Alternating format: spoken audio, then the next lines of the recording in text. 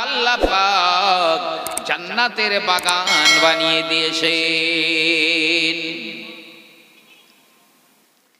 কবরের ধারে দাঁড়িয়ে নবী আমার বলেন, এই বুড়ি মা, কোন আমলের কারণে আল্লাহ তোমার কবরটা জান্নাতের বাগান বানিয়ে দিয়েছেন? কোন আমলের জন্য? আল্লাহর নবী বলেন, বলো বুড়ি মা, জীবনের এমন কোন তোমার সেই আমাল যার কারণে কবরটা রিয়াজিল জান্নাহ হয়ে গেল? কবরের ভিতর থেকে বুড়ি জবাব দেয়, আয় আল্লাহর নবী, জীবনের কোন আমলের জন্য নয় নয় নয়, বরং আমি যে মসজিদটা নেপে দিতাম, ঝাড় দিয়ে দিতাম, পরিষ্কার করে দিতাম, অতটুকু আমলের জন্যে আমার আল্লাহ পাক আমার কবরটা জান্নাতের বাগান বানিয়ে দিয়েছে। অন্য আমলের জন্য নয়, শুধু মসজিদ পরিষ্কার করতাম ওই আমলের জন্য। যে কত গুরুত্ব আমার আল্লাহ পাক মসজিদকে দিয়েছেন। অনেকে আছে জানেন, মসজিদে চাঁদা চাইলে নাক মুখ ছিটকায়, দিতে চায় না। কি হবে দিয়ে? যদি এখানে একটা গান হোক, খেলা হোক, থিয়েটার হোক, যাত্রা হোক, বিচিত্রানুষ্ঠান হোক, ওখানে চাইলে সঙ্গে সঙ্গে দিয়ে দেয়। হ্যাঁ, ওখানে কোনো বাধা নেই, যত বাধা এখানে। তবে তোমার পথ আটকে যাবে, একদম শিওর। ওর জীবনের, ওর পরকালের পথ সব আটকে যাবে। 50,000 ঘাঁটি আছে মৃত্যুর পরে কবর থেকে আর হাসর ময়দান শেষ পর্যন্ত। 50,000 চেকপোস্ট আছে, বর্ডার আছে, সব করে আটকে যাবে। জানেন, কিয়ামতের ময়দানে আমার আল্লাহ পাক একটা ব্রিজ বানাবেন, জাহান্নামের উপরে একটা ব্রিজ বানিয়ে দেবেন। 15,000 বছরের পথ, চুলের চেয়ে সরু, তলোয়ারের চেয়ে ধার, দুই দিকে লতানো লতানো গিজগিজে কাঁটা গাছ লাগানো রয়েছে। চুলের চেয়ে সরু, তলোয়ারের চেয়ে ধার। যদি কেউ অবিশ্বাস করে তাকে বাঁয় ফেলে দেন, ইমানদার খাতা থেকে বাঁয় ফেলে দেন, ও কাট্টা বেঈমান। 5,000 বছর সোজা উঠতে হবে, 5,000 বছর সমতলে যেতে হবে, 5,000 বছর নিচের দিকে নামতে হবে। কেউ যখন যাবে, দুই দিকের ওই কাঁটা গাছ লতানো, তার পায়ে জড়িয়ে নিচের দিকে টান দেবে, পড়লেই জাহান্নাম, পুরো জাহান্নামের উপরে পোলটা বানানো। কোন জমিদারের বাচ্চারা পার হবে আমি জানি না, আল্লাহর রহম না হলে। যে ঘুটঘুটে আবার অন্ধকার, আলো নেই, ওই পোলটা ঘুটঘুটে অন্ধকার। তবে নামাজিদের জন্য নয়, কিন্তু বেনামাজিদের জন্য। আর কোন কাফের বেঈমানকে ওই পোল পার হতে হবে না। কাফের বেঈমানদের জন্য জাহান্নামে যাবার একটা বাইপাস আছে, ওই বাইপাস দিয়ে তারা ডাইরেক্ট জাহান্নামে যাবে। কিন্তু ঈমানদারদের ওই পোল পার হতে হবে। জি আমার ভাইরা, বাবাজিরা, কিয়ামতের দিনে যেদিন সিংহায় ফুৎকার দেওয়া হবে, সব কিছু ফানা হয়ে যাবে, পাহাড়গুলো পিজা পেজা তুলোর মতো উড়ে যাবে। ওয়াতাকুনুল জিবালু কাল ইহনিল মানফুস, পাহাড়গুলো পেজা পেজা তুলোর মতো উড়ে যাবে। পৃথিবী ভারসাম্য হারিয়ে ফেলবে, ভূমিকম্প হবে, বিশাল ভূমিকম্প হবে। ইযা যুলজিলাতিল আরদু জিলজালাহা, প্রচন্ড ভূমিকম্প হবে। ওয়া আখরাজাতিল আরদু আসকালাহা, জমিন তার সব বোঝা, ভিতরের জিনিস সব বাইরে বার করে দেবে। সব ধ্বংস হয়ে গেছে। হোটেল বলেন, ফ্ল্যাট বলেন, ঘর বাড়ি, পাহাড় পর্বত, নদী নালা, গাছপালা, জীব জন্তু, মানব দানব সব ধ্বংস, কিন্তু মসজিদ গুলো ধ্বংস হবে না। একটা মসজিদও ধ্বংস হবে না। সে মসজিদ যদি বাঁশের খুঁটি দেওয়া আর খড়ের ছাউনি দেওয়াও হয়, তাও ধ্বংস হবে না। আমার আল্লাহ পাক বলবেন, এই জিবরাইল, সব তো ধ্বংস হয়ে গেল, তবে মসজিদ আর মাদ্রাসা গুলো কেন ধ্বংস হলো না একবার জিজ্ঞাসা করো। তবে মসজিদ, এই কাশীপুর বাজারের মসজিদ এই জায়গায় থাকবে না, আপনার গ্রামের মসজিদ ওখানে থাকবে না, খানায় কাবাটা নিজের জায়গায় থাকবে না, মসজিদে আপনার কি নাম আকসা বলেন আর যে মসজিদ বলেন, দিল্লির জামে মসজিদ, ঢাকার বাইতুল মুকাররম, দুনিয়ার तमाम মসজিদ গুলো পশ্চিম প্রান্তে গিয়ে টলমল টলমল করবে, কিচ্ছু নেই আর, শুধু মসজিদ গুলো উঠে পশ্চিম প্রান্তে গিয়ে টলমল টলমল করছে, ধ্বংস হচ্ছে না। আল্লাহ বলবেন, যাও জিবরাইল, ওই মসজিদ গুলো জিজ্ঞাসা করো তো ওরা কেন ধ্বংস হয় না। জিবরিল আমিন এসে বলবে, হে মসজিদেরা, এই মাদ্রাসারা, আমার আল্লাহ কোরআন পাকে বলে দিয়েছিলেন, কুল্লু মান আলাইহা ফান ওয়া ইয়াবকা ওয়াজহু রাব্বিকা যিল জালালি ওয়াল ইকরাম, সব ধ্বংস হয়ে যাবে, তোমার সম্মানিত রব মানে আল্লাহ থাকবেন, আর কেউ থাকবে না। তবে হে মসজিদ আর মাদ্রাসা, তোরা কেন ধ্বংস হয়ে গেলি না বল। ওই মসজিদের ইট গুলো, প্রতিটা ইট কথা বলবে, আল্লাহর জবান দেবে। আপনি বলবেন ইট আবার কথা বলতে পারে? রড কথা বলবে, বালু কণাগুলো কথা বলবে, মসজিদের প্রতিটা জিনিস কথা বলবে, আল্লাহর জবান খুলে দেবেন। আরে কিয়ামতের আগে আপনার এই নিজের পায়ের উরু যতক্ষণ আপনার সঙ্গে কথা না বলবে, ততদিন কিয়ামত হবে না। সহি হাদিস। আপনার পায়ের উরু আপনাকে বলে দেবে আপনার অবর্তমানে বাড়িতে আপনার বিবি কি কি কাজ করেছে বলে দেবে। তো ইট তো এমনি অ্যাভেলেবেল কথা বলবে, ইট গুলো কথা বলবে, বালুকণা কথা বলবে, রড কথা বলবে, সব কিছুর আল্লাহ জবান দিয়ে দেবেন। যে মসজিদের ইট গুলো, বালুকণা গুলো, মাদ্রাসার ইট, বালুকণা, রড সবাই কথা বলবে। জিবরাইল, আল্লাহ বলেছেন সবই ঠিক রয়েছে, তবে যারা আমাদের বানিয়েছেন, যারা আমাদের সহযোগিতা করেছে, যারা আমার ভিতরে নামাজ পড়েছে, ওরা হলো আমার আহাল, আমার পরিবার পরিজন, ওদের বুকের ভিতরে না নিয়ে আমি ধ্বংস হব না। মাদ্রাসা বলবে যারা আমার বানিয়েছে, যারা জমি দিয়েছে, ইট দিয়েছে, অমুক দিয়েছে, সহযোগিতা করেছে, আমার ভিতরে কোরআন এবং দ্বীনের ইলম শিক্ষা করেছে, ওরাই হলো আমার পরিবার পরিজন, ওদের বুকের ভিতরে না নিয়ে ধ্বংস হয়ে যাব না। আল্লাহ পাক বলবেন, এই মসজিদ আবাদ করনে ওয়ালারা, যারা সাহায্য সহযোগিতা করেছো, টাকা দিয়ে, পয়সা দিয়ে, মালপত্র দিয়ে, যারা ওর ভিতরে নামাজ পড়েছো, তারা তোমাদের মসজিদের ভিতরে চলে যাও, চলে যাও। এই প্যাসেঞ্জার সব মসজিদের ভিতরে ঢুকে যাবে। আর হতভাগা কপাল ফাটা সেই হবে কাঙালের মতো দূরে দাঁড়িয়ে দাঁড়িয়ে মাথা চুল আর মুখে চামড়া ছিঁড়বে। যারা বলে মসজিদে পয়সা দিয়ে কি হবে, নামাজ পড়ে কি হবে, লিখে রাখেন, আমার একটা কথা মিস হলে হাসর ময়দানে যদি জুতো থাকে তো আমার গলায় পরিয়ে দেবেন। এরা কাঙালের মতো হয়ে দাঁড়িয়ে থাকবে আর মুখে চামড়া ছিঁড়বে। ইয়াউমা ইয়াউদ্দু যালিমু আলা ইয়াদাইহি,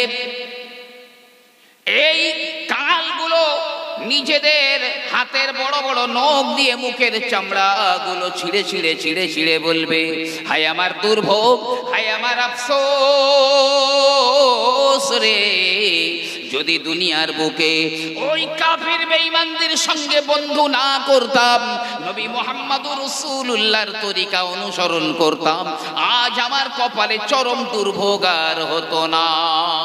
ওরা কাঙালের মতো থাকবে, আমার আল্লাহ বলবেন খুযুহু ফাগাল্লুহু সুম্মাল জাহিম সাল্লুহু।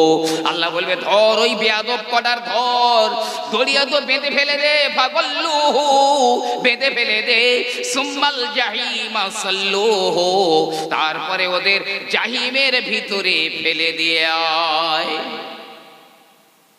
জাহান্নামের 70 গজ মোটা শিকল দিয়ে ওর হাত আর পা বাঁধবে। রাস্তায় কুকুর মরে গেলে যেমন পায়ে দড়ি বেঁধে টেনে নিয়ে যায়, ওই রকম টেনে নিয়ে যাবে, জাহিমের দরজায় দাঁড় করিয়ে দেবে। জাহিমের দরজায় দাঁড় করিয়ে দেবে। ওই লোকটা তখন আফসোস করে করে বলবে কি জানেন, ইয়া লাইতানি কুনতু তুরাবা, হায় আমার দুর্ভোগ, হায় আমার আফসোস, আমি যদি মাটি হয়ে যেতাম। শুকরগুলো মাটি হয়ে গেল, ওরা জাহান্নামে যাবে না। গরু, ছাগল, ভেড়া, কুকুর, বাঘ, সিংহ, এমনি এমনি দুনিয়ার পশু পাখি যা আছে সব মাটি হয়ে যাবে, ওরা জান্নাতে যাবে না, জাহান্নামেও যাবে না, ওরা সব মাটি হয়ে যাবে।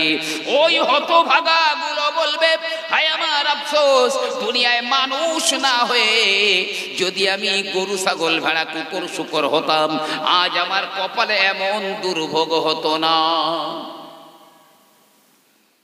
প্যাসেঞ্জার সব মসজিদ মাদ্রাসায় উঠে গেছে, জি খানায় কাবা উঠবে, কিয়ামতের আগে কাবা ধ্বংস করে দেওয়া হবে। মুসনাদে আহমদের মধ্যে সহিহ হাদিস। কিয়ামত হবার একদম শেষ দুটো আলামত, একটা হচ্ছে ঈমান উঠে যাবে, পৃথিবীতে আর ঈমান থাকবে না, আর তার আগেরটা হলো খানায় কাবা ভেঙে দেওয়া হবে। নবী আমার বলেন ততদিন কিয়ামত হবে না যতদিন না কাবা ধ্বংস করে দেওয়া না হবে, হজ বন্ধ হয়ে যাবে। তবে নবী আমার বলেন যে কাবা ভাঙবে, কাবা মুনহাদিম করে দেবে, কাবার ধন সম্পদগুলো লুটপাট করে নিয়ে যাবে, আমি রাসূলুল্লাহ এখন তাকে দেখতে পাচ্ছি। আমি তার নাম, তার বাপের নাম, তার বংশের নাম আমি সব জানি, আমি তাকে দেখতে পাচ্ছি এখন। সাহাবারা বললেন ইয়া রাসূলুল্লাহ কেমন দেখতে লোকটা? নবী পাক বললেন ও হাবশী বংশোদ্ভূত হবে, কপাল উঁচু, চুল ছোট, গায়ের রং কালো, আর পেশিগুলো সরু সরু হবে। সে হাফ প্যান্ট পরে কাবা ধ্বংস করে কাবার ধন সম্পদ লুটপাট করে নিয়ে যাচ্ছে। সেদিন খানায় কাবা উঠবে, নববধূর মতো উঠবে। নূতন বউ যেমন সাজগোজ করে পার হয়, কাবা সেদিন সাজগোজ করে উঠবে। যারা কাবার হজ করেছেন, কাবা তওয়াফ করেছেন, তারা কাবার গেলাফ ধরে ওই দিনে ঝুলে থাকবে। সবাই সব কাবার গেলাফ ধরে ঝুলে থাকবে। মাতা যেখানে তওয়াফ করা হয় সেখানে দাঁড়িয়ে থাকবে সব। আমার আল্লাহ রাব্বুল আলামিন দুনিয়ার মসজিদ গুলোকে একটার সঙ্গে আর একটা জুড়ে দেবেন, যেমন ট্রেনের বগি জুড়ে দেওয়া হয়। ট্রেনের একটা বগির সঙ্গে আর একটা বগি যেমন জুড়ে দেওয়া হয়, দুনিয়ার মসজিদ গুলো একটার সঙ্গে আর একটা জুড়ে দেওয়া হয়। আর খানায় কাবাকে ইঞ্জিন বানিয়ে দেওয়া হয়। কাবায়ও প্যাসেঞ্জার, দুনিয়ার মসজিদ গুলোতেও প্যাসেঞ্জার। আমার আল্লাহ বলবেন ওরে কাবা, আমি জাহান্নামের উপরে 15,000 বছরের ব্রিজ বানিয়েছি, যাও ওই ব্রিজটা পার করে দিয়ে জান্নাতুল ফিরদাউসের প্ল্যাটফর্মে লাগিয়ে দে। শুধু চোখের পলক মারতে যত সময়, এই চুলের চেয়ে সরু তলোয়ারের চেয়ে ধার, ঘুটঘুটে অন্ধকার, 15,000 বছরের পথ চোখের পলকে পার হয়ে পুরো জান্নাতুল ফিরদাউসের প্ল্যাটফর্মে নামিয়ে দেবে। প্যাসেঞ্জার সব নেমে আল্লাহর জান্নাতে চলে যাবে। জোরে বলুন সুবহানাল্লাহ। আরো কাঙাল কটা তখন আফসোস করবে আর মুখে চামড়া ছিঁড়বে আর বলবে, হায় যদি আমি মাটি হয়ে যেতাম, গরু ছাগল কুত্তাদের মতো। তারপরে মসজিদ মাদ্রাসা ধ্বংস হয়ে যাবে, শুধু একটা জায়গা ধ্বংস হবে না। মদিনার মসজিদে নববী শরীফের যে অংশটা রিয়াজুল জান্নাহ, ওইটা ধ্বংস হবে না। ওটা জান্নাতের বাগান থেকে কেটে দুনিয়ায় নামিয়ে দেওয়া হয়েছে। আমি গত সপ্তাহখানেক আগে দেখছিলাম হাদিসটা। জান্নাতের বাগানের একটা অংশ কেটে মদিনার ওই জায়গায় নামিয়ে দেওয়া হয়েছে। ওটার বাস্তবিক রিয়াজুল জান্নাহ, ওইটা ধ্বংস হবে না। ও বাগান যে জান্নাতে ছিল সেই জান্নাতে চলে যাবে। কপাল তো তাদের যারা মসজিদ আবাদ করেছে। জি, আল্লাহর নবী আল্লাহর হাবিব বলেন, আল মুমিনু ফিল মসজিদি কাসসামাকি ফিল মাই। পানির ভিতরে মাছেরা যেমন, মসজিদের ভিতরে ইমানদারেরাও তেমন। একটা পুকুর থেকে, এই ধরুন শীতকাল, পানি তো ঠান্ডা খুব, একটা মাছ ধরে বলেন, এই ঠান্ডায় তুই থাকবি কি করে, চল আমার বাড়িতে, তোর গদি তোষক সব কিছু দিয়ে আমার বাড়িতে থাকবি। মাছ বলবে, তোর গদি তোষক খাট পালঙ্গ কিচ্ছু লাগবে না, আমার ওই পানিতে ছেড়ে দিয়ে আয়, ওতে আমার জীবন। পানি ছাড়া যেমন মাছ বাঁচতে পারে না, মসজিদ ছাড়া তেমন ইমানদারেরাও থাকতে পারে না।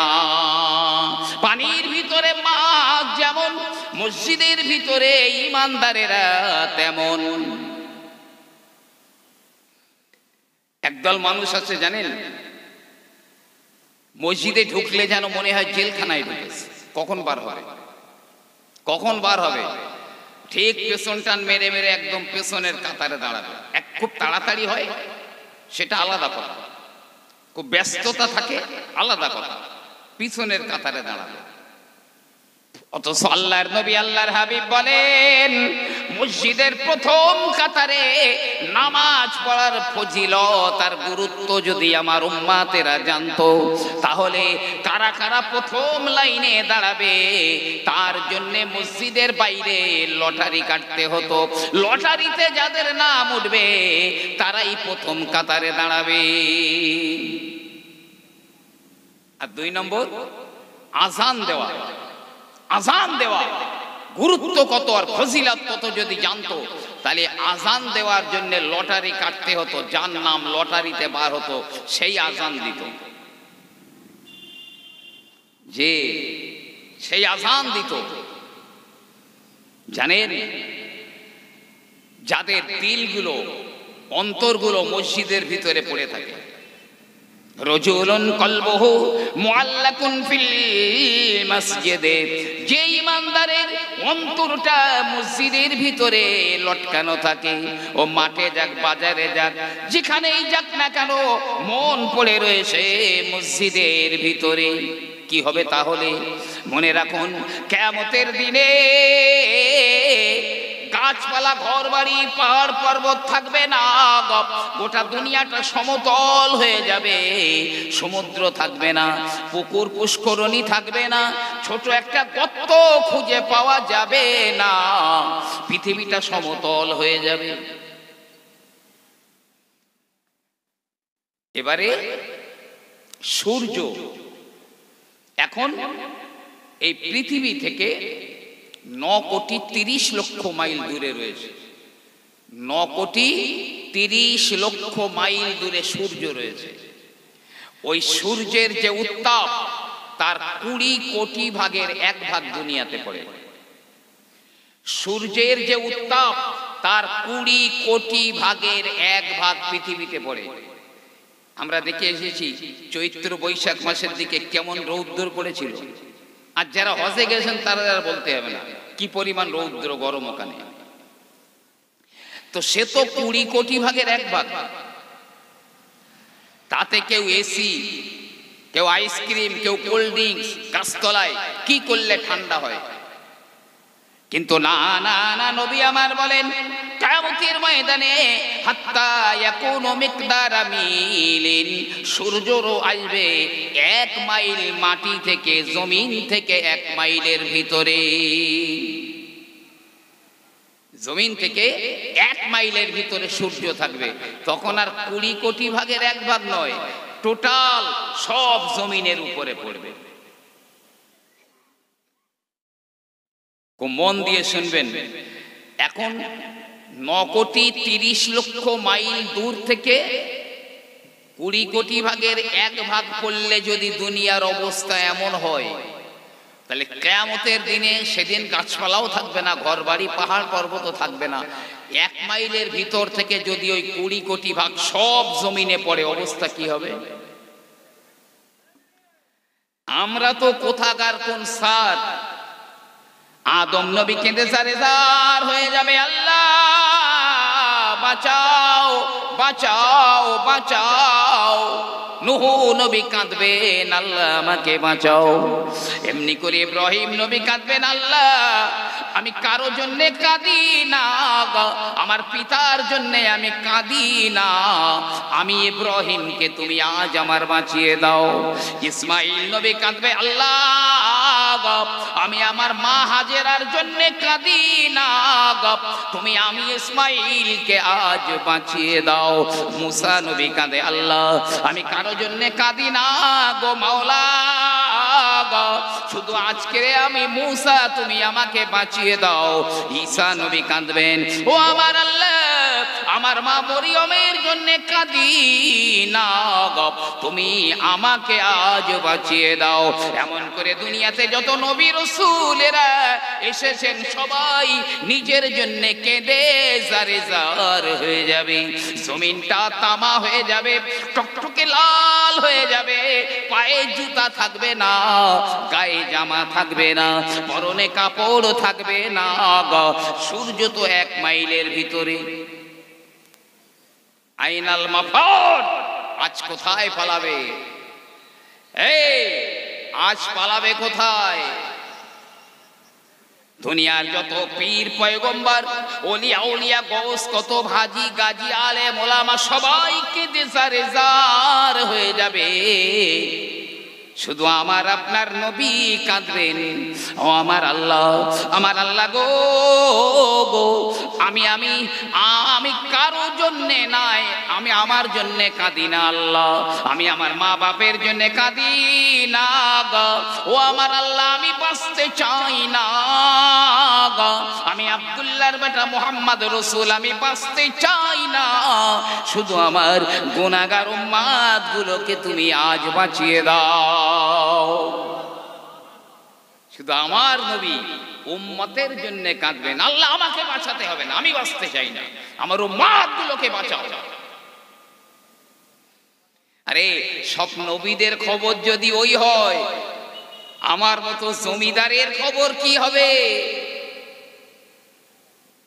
শুধু একটুখানি সময় দাঁড়াও, মাঝখানি ভেঙে যাবে, 3টে কাপড়ে প্যাকিং করে শুধু মাটির গর্তে দেওয়ার অপেক্ষা। একটু অপেক্ষা করো, আমার আল্লাহ রব্বুল আলামিনের আরশে আজিমটা ওই দিনে নামিয়ে আনা হবে, সিরিয়াতে নামানো হবে, সিরিয়ায়। আল্লাহর আরশে আজিমের লম্বা একটা ছায়া পড়বে, বিশাল লম্বা ছায়া পড়বে, এয়ার কন্ডিশন ছায়া। ওই দিনে পানি পানি করে মানুষের জীব কারো 70 হাত বেরিয়ে যাবে, কারো বা 3 দিনের রাস্তা পরিমাণ লম্বা হয়ে যাবে শুধু জীব। পানি দাও পানি দাও পানি দাও করে চিৎকার করবে, কিন্তু না, 7 প্রকার মানুষেরা আল্লাহর আরশের ছায়ার তলায় স্থান পাবে, এয়ার কন্ডিশন ছায়া। তাদের কিয়ামতের ময়দানে কোনো কষ্ট হবে না, পিপাসা লাগবে না। বাকি মানুষদের মাথার ঘেলুগুলো টকবক করে, ভাত যেমন টকবক করে ফোটে, ওদের মাথার খুলি উপড়ে যাবে, ঘেলুগুলো টকবক করে ফুটে নাক দিয়ে মুখ দিয়ে বার হয়ে যাবে, ঘামে হাবুডুবু খাবে। কিন্তু ওই 7 প্রকার মানুষদের জন্য একজনা হলো রাজুলুন কলবুহু মুআল্লাকুন ফিল মসজিদে, যে মানুষের অন্তরটা মসজিদের ছাদের নিচে লটকানো থাকে, ওই মানুষটা কিয়ামতের ময়দানে ওই কঠিন বিপদে থাকবে না, আল্লাহর আরশে আজিমের ছায়ার তলায় স্থান পেয়ে যাবে, কোনো কষ্ট নেই। গেলেমানেরা ঠান্ডা পানি পরিবেশন করবে তাদের, তারা আরাম করে হেলান দিয়ে, জি হেলান দিয়ে বসে থাকবে লাট সাহেবের মতো, আর বিভিন্ন খাবার আর পানীয় পান করবে। আর বাকি মানুষগুলো যারা বলে থোড়াই কেয়ার করে মসজিদ, মাদ্রাসা, ধর্মসভার ইসলামকে, তারা কাঙালের মতো হাসর ময়দানে কাতরাবে। একটা দিন হাসর ময়দানে, একটা দিন হবে 50,000 বছরের মতো লম্বা। দুনিয়াতে 50,000 বছর হতে যে সময় লাগে, কিয়ামতের একটা দিন হবে তত লম্বা। যাবে কোথায় সেদিন? আমি যদি সহযোগিতা না করি, আমি যদি মসজিদে নামাজ না পড়ি, আল্লাহর কিচ্ছু হবে না। আল্লাহর ঘর ঠিক আমার আল্লাহ পাক চালিয়ে নেবেন, একদম শিওর চালিয়ে নেবেন। তবে নিজের পায়ে আমি নিজে কুরুল মেরে ধ্বংস করে দিচ্ছি আমাকে। লিখে রাখেন, কিয়ামতের ময়দানে দেখা হবে তাদের সঙ্গে। জি হ্যাঁ, তবে আল্লাহর নবী আল্লাহর হাবিব বলেন, কিয়ামতের আগে এমন একটা সময় আসবে, লা ইয়াবকা মিনাল ইসলামি ইল্লা ইসমুহু, ইসলামের শুধু নাম থাকবে, ইসলাম মানুষের ভিতরে থাকবে না, শুধু ইসলামের নাম থাকবে। একটু ভালো করে হাত টান তো, চিরুনি তল্লাশি করেন। জি আমি হুজুর হয়ে এখানে বসে ওয়াজ করছি, তাই কি হয়েছে? অবশ্যই আপনি দেখবেন আমার মধ্যে কতটা শরীয়ত আছে। পীর সাহেব হাওয়ায় উড়ে যাচ্ছে, পীর হওয়ার জন্য ওটা শর্ত নয়। পানির উপরে হেঁটে পার হয়ে যাচ্ছে, ওটা মাছেরাও করে। হাওয়ার উপরে পাখিরাও থাকে, ওটা পীর হওয়ার শর্ত নয়। দেখতে হবে তার মধ্যে শরীয়ত কতটা আছে, সুন্নত কতটা আছে। একজন লোক মুরিদ হওয়ার জন্য গিয়েছে, অনেক পথ অতিক্রম করে গিয়েছে, এখন গিয়ে দেখছে যার কাছে মুরিদ হতে গেছে ও কেবলার দিকে ফিরে থুতু নিক্ষেপ করেছে, কেবলার দিকে ফিরে থুতু ফেলেছে। যে মুরিদ হতে গেছে ও বলছে যে কাবার ইজ্জত বোঝে না, সে হারগিজ আল্লাহর ওলি হতে পারে না, পীর হতে পারে না। সেই সেখান থেকে ফিরে চলে এসে মান তফেলা তুজাহাল কাবা, নবী আমার বলেন, কেউ যদি কিবলার দিকে ফিরে, কাবার দিকে ফিরে থুতু নিক্ষেপ করে, ওই থুতুটা কিয়ামতের দিনে ওর 2 চোখের মাঝখানে জমা হয়ে উঠবে। কি লজ্জা! শুধু একটু পশ্চিম দিকে ফিরে থুতু ফেলেছে, মুরিদ হয়নি, বলে ও পীর হতে পারে না, হারগিজ ফিরে চলে এসেছে। ভাই আমার, বাবাজিরা আমার, নবী বলছেন ইসলাম শুধু নাম থাকবে, কিন্তু মানুষের ভিতরে ইসলাম থাকবে না। ওয়ালা ইয়াবকা মিনাল কুরআন ইল্লা রাসমুহু, কোরআনের কিছু থাকবে না, কোরআনের কিছু অনুষ্ঠানগুলো হবে, রেশম রেওয়াজগুলো থাকবে। বরং কোরআনের উপরে আমল করা মানুষ লজ্জাকর মনে করবে, লজ্জাকর মনে করবে। এখন তো আমাদের ভদ্রতা, আমাদের ফ্যাশন কি জানেন? পায়ের গিরোর নিচে আমরা কাপড় পরবো, মাটির উপরে একটু ঘিসড়ে ঘিসড়ে যাবে, এটা হচ্ছে একটা বড় ফ্যাশন এখন। আমি যদি পার গিরের উপরে ফুল প্যান্ট পরি, পায়জামা পরি, আমার বন্ধু বান্ধবরা হয়তো ভাববে কার কাছ থেকে চেয়ে এনেছে, ক্রিটিসাইজ করবে, হাসাহাসি করবে। যখন তুমি মরে গ্যারেজ হয়ে যাবে কবরে, কোনো জমিদারের বাচ্চা তোমাকে বাঁচাতে যাবে না। আল্লাহর নবী এই মিশকাত শরীফের কিতাবুল লিবাসের ভিতরে হাদিস পাওয়া যাবে। নবী বললেন, মান যাররা ইজারাহু আলাউ আলাল আরদিল আখির। নবী আমার বলেন, কোন বেটা ছেলেরা যদি পায়ের গিরোর নিচে কাপড় পরে মাটি দিয়ে ঘিচড়িয়ে যায়, আমার আল্লাহ রাব্বুল আলামিনের রাসূল বলেন ওর ওই অঙ্গটা জাহান্নামে যাবে। তার মানে ওই পায়ের গিরো থেকে কেটে জাহান্নামে দেবেন না, বরং ওই ব্যক্তি হবে জাহান্নামী, জাহান্নামী, জাহান্নামী। পরের হাদিসে নবী বললেন, যে বেটা ছেলেরা পায়ের গিরোর নিচে কাপড় পরবে, কিয়ামতের ময়দানে আমার আল্লাহ পাক ওর দিকে একবারের জন্য ও রহমতের নজরে তাকাবেন না। আর আমার আল্লাহ যদি কারো দিকে রহমতের নজরে না তাকান, পৃথিবীর কোন জমিদারের বাচ্চা তাকে বাঁচাতে পারবে না। কটা ধানে কটা চাল বোঝা যাবে। কোরআনের উপরে আমল করাটা লজ্জাকর মনে করবে। আর মাসাজিদুহুম আমিরাতুন ওয়া হিয়া খরাবুম মিনাল হুদা, মসজিদগুলো সুন্দর হবে, গির্জার মতো, সিনাগগের মতো মসজিদগুলো সুসজ্জিত করা হবে বটে। মসজিদ দেখে মন জুড়িয়ে যাবে। এমনকি লা তাকুমুস সাআতু হাত্তা ইয়াতাবাহান নাসু ফিল মাসাজিদ, কিয়ামত ততদিন হবে না যতদিন না মানুষেরা নিজেদের মসজিদ নিয়ে গর্ব না করবে। এইরকম ওই রকম সেই রকম মসজিদ তৈরি করেছি, এই ডিজাইন সেই ডিজাইন করেছি, এই যতদিন না মসজিদ নিয়ে গর্ব না করবে ততদিন কিয়ামত আসবে না। তবে নবী পাক বলছেন, মসজিদে হেদায়েতের কিছুই থাকবে না। যে মাসাজিদুহুম আমিরাতুন ওয়া হিয়া খরাবুম মিনাল হুদা, হেদায়েতের কোনো উপকরণ ওই মসজিদের ভিতরে থাকবে না। আছে, আমরা দেখি মসজিদের মধ্যে যত দুনিয়ার গল্প গাছা সব মসজিদে হয়। এই ভালো করে মন দিয়ে শুনবেন, ওয়াজগুলো এখানে ফেলে রেখে যাবেন না। আমি গজল বলে আপনাদের সময় নষ্ট করছি না। মসজিদের মধ্যে একে অপরের সঙ্গে গল্প গাছা করে, তাহাজ্জুদ পড়েন, চুল হয়ে যাবে। ইশরাক, আওয়াবিন, সালাতুত তাসবিহ, সালাতুদ দুহা সব করেন, চুল হয়ে যাবে।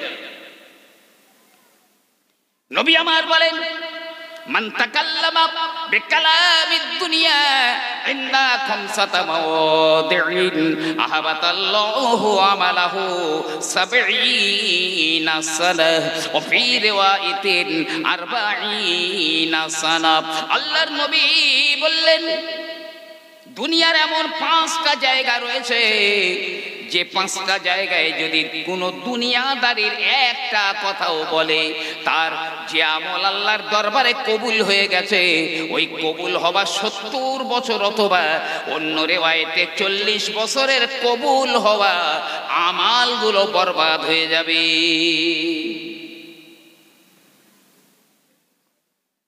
জি, কত আমল করেছেন। এই 5টা জায়গা কোন কোন জায়গা? বিশ্বনবী বললেন, ফি মাজালিসিল উলামা, আলেম উলামাদের মজলিসে বসে, যে মজলিসে আলেমরা থাকে সেই মজলিসে বসে দুনিয়ার একটা কথা বলা যাবে না। আরে এখন তো মানুষ আলেম উলামা বলে ওই কটায় দুনিয়া ধ্বংস করে ফেলছে। ইমাম সাহেবদের উপরে চোপাবাজি, আল্লাহ তোমার থমনা গুড়িয়ে দেবে কিয়ামতের ময়দানে। ইমাম মানে কি জানেন? ইমাম মানে নেতা, ইমাম মানে রাষ্ট্রপ্রধান, ইমাম মানে খলিফা, ইমাম মানে অগ্রণী যদি কোনো মুসল্লি মনে করে আমাদের মসজিদে একটা কর্মচারী রেখেছি, আপনি যেন ওই ইমামের পিছনে নামাজ পড়বেন না, আপনার নামাজ হবে না, হবে না, হবে না। ইমাম যদি মনে করে আমি এই মসজিদের গোলামি করছি, এই মসজিদের মহল্লার মানুষদের গোলামি করছি, তারপরেও বলবো ওই গোলামটার পিছনেও নামাজ পড়বেন না, নামাজ পড়বেন না। ইমাম ইমাম, ইমামের কথায় মুসল্লিরা বাধ্য থাকবে চলতে, মুসল্লিদের কথা ইমাম সাহেব চলবে না। একটু কেরাত লম্বা হয়ে গেলে অনেক জমিদার আছে চোখ মোটা মোটা করে, ওরে বাবা। একটু কেরাত একটু মোনাজাত লম্বা হয়ে গেলে 1.5 কিলোমিটার সব ইমাম সাহেবের বিরুদ্ধে বলতে বলতে যাবে। কেন গো? নবী আমার বললেন 1 নম্বরে আপনার কিনা ওলামাদের মজলিসে বসে দুনিয়ার কোনো কথাবার্তা বলা যাবে না। একজন আলেমের মর্যাদা কত আপনি কি জানেন? প্রিয় নবী আমার বললেন উলামা ও উম্মতি কাম্বিয়া এ বনি ইসরাইল, আমার উম্মতের যারা আলেম তারা বনি ইসরাইলদের নবীর মতো। নবী আমার বললেন মান যারা আলিমান ফাকান্নামা যারা নাবিয়্যা, কেউ যদি কোনো আলেমের সঙ্গে দেখা করে ও যেন কোনো নবীর সঙ্গে দেখা করলো। নবী আমার বললেন মান সাল্লা খালফাল আলেমে ফাকান্নামা সাল্লা খালফান নবী, যে কোনো আলেমের পিছনে নামাজ পড়লো ও যেন কোনো নবীর পিছনে নামাজ পড়লো। বিশ্ব নবী আমার আলো বলেন আলা আদুল্লুকুম আশরাফি আহলিল জান্নাত, হে আমার সাহাবারা আমি কি তোমাদের বলে দেব না জান্নাতের মধ্যে সবচাইতে সম্মানীয় অধিবাসী কারা হবে? ক্বালু বালা ইয়া রাসূলুল্লাহ, সাহাবারা বললেন জি ইয়া রাসূলুল্লাহ, বলে দিন বলে দিন কারা হবে জান্নাতের সবচেয়ে সম্মানীয় বাসিন্দা? বিশ্ব নবী বললেন হুম উলামা ও উম্মতি, তারা হলো আমার উম্মতের আলেমেরা। আলেমদের এত গুরুত্ব আমার নবী দিয়েছেন। নবী বললেন নাউমুল উলামা ইবাদাতুন, আলেমরা যদি ঘুমায় আলেমদের ঘুমটাও হলো ইবাদত। শুধু তাই নয়, মনে করেন না আমি তাহাজ্জুদ পড়েছি বলে জমিদার হয়ে গেছি, আমি 3 বার হজ করে এসেছি বলে জমিদার হয়ে গেছি না। তাম বিশ্বে যত মানুষ আছে কাবার ইমামের উপরে কারো সম্মান নেই। যে যত বড় জমিদার আর প্রেসিডেন্ট হোক, কাবার ইমামের সম্মান পৃথিবীতে সবচাইতে বেশি। তাই যদি হয় তাহলে প্রতিটা মসজিদের ইমাম সাহেব সেই মসজিদের আন্ডারে যে মহল্লা তার মধ্যে যত বড় জমিদার থাক তার মধ্যে ইমাম সাহেবের সম্মান সবচেয়ে বেশি, সবচাইতে বেশি। আমি উকিল হই, ব্যারিস্টার হই, ডাক্তার হই, ডক্টর হই, যেই হই না কেন ইমাম সাহেবের উপরে কারো সম্মান নেই। আর এই গ্রামারটা ভুলে গেছি বলে আমরা বিশ্বের ভিতরে আমরা ঝেঁটালাতি খাচ্ছি। বিশ্বাস করেন আমরা যে কারণে ঝেঁটালাতি খাচ্ছি তার একটা অন্যতম কারণ, ইমাম মানে আপনার নেতা।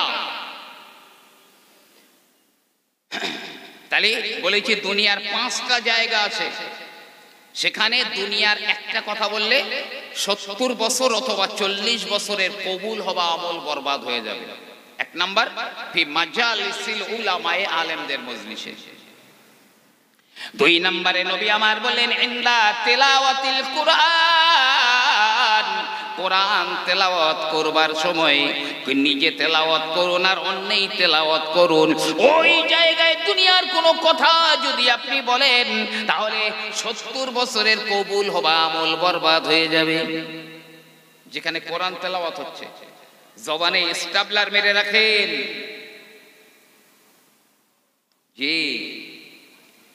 3 নম্বরে আল্লাহর নবী বললেন ফিল মসজিদে, মসজিদ ঘরের ভিতরে। মসজিদে কেউ যদি আপনার চিমটি কাটে, মসজিদের মধ্যে কিছু বলেন না, বাইরে বেরিয়ে একদম ফাঁকায় বেরিয়ে থমনা গুঁড়িয়ে দেন আর কি করেন, ওখানে আমার কিছু বলার নেই। তবে মসজিদের মধ্যে চুপ করে থাকেন। জি, তবে নবী আমার বলেন কিয়ামতের আলামতগুলোর মধ্যে একটা হলো, আর নবী বলেন 15টা কারণে আমার উম্মতের উপরে আল্লাহর গজবটা হালাল হয়ে যাবে, আল্লাহর গজব বৃষ্টির মতো পড়বে।